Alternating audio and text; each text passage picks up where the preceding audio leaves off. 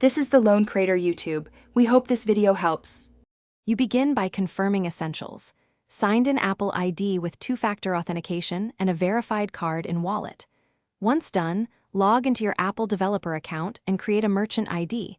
This ties payments to your app.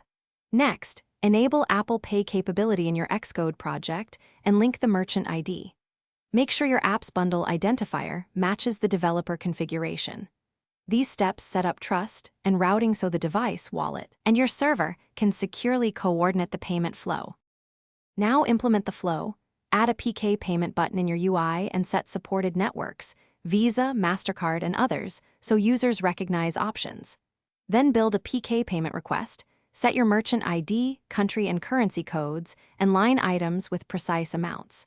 Present a PK payment authorization controller, you'll receive callbacks to validate and tokenize the payment. In those handlers, send the payment token to your server for processing. Make sure to explain why you collect shipping or contact info and validate it before finalizing. To finish, send the Apple Pay payment token from the device to your backend and forward it to your chosen payment processor for capture. This separates UI from secure processing.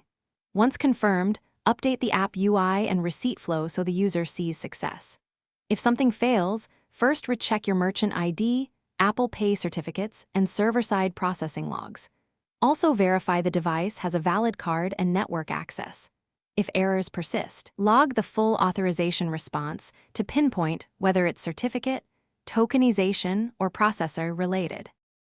Thanks for watching. Consider subscribing if we helped you.